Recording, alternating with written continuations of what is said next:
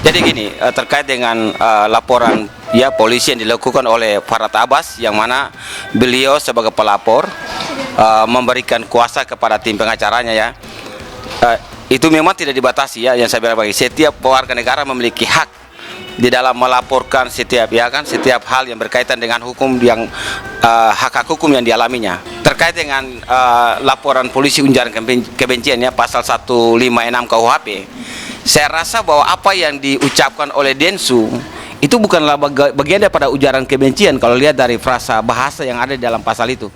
Karena Densu mengucapkan itu, ya kami orang Makassar, kalau ditantang kami datang, istilahnya gitu ya. Bukan dia menyampaikan bahwa kepada kalian orang Makassar, tetapi dia mengungkapkan dia dirinya adalah orang Makassar gitu. Jadi orang Makassar itu pribadi yang kalau ditantang ya udah kita datang gitu. Tapi bukan menantang balik ya, dalam arti bahwa ucapan itu yang tidak bisa menjadi dasar untuk dilaporkan dengan pasal 156 gitu aja. Jadi gini, saya keberatan dengan laporan polisi dulu itu ya. Saya keberatan laporan polisinya. Karena jangan menciptakan timbulannya stigma di rakyat Indonesia bahwa ada suku atau ras yang diganggu.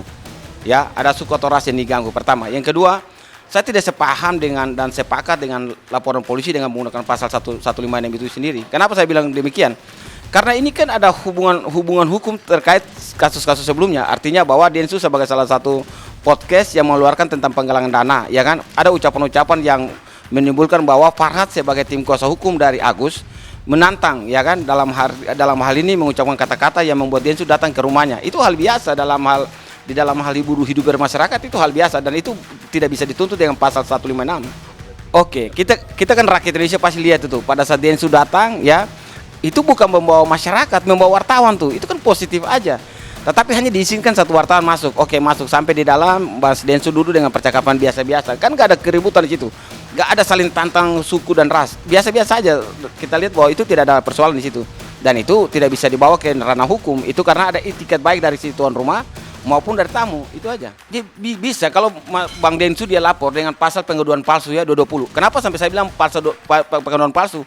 Ya jelas karena beliau bilang kami ini orang Makassar gitu. Bukan dia menantang orang Makassar atau mengujaran kebencian kepada orang Makassar. Jadi jangan kita membalikan pembicaraan orang lalu melaporkan orang dengan perkataan yang tidak sesuai dengan fakta yang ada gitu.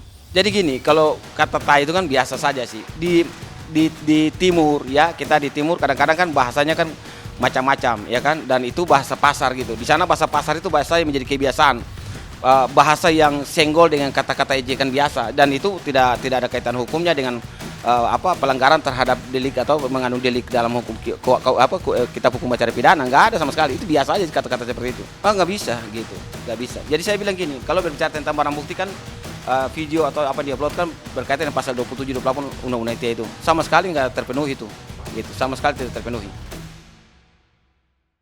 Jadi jangan lupa untuk subscribe Cumi Cumi.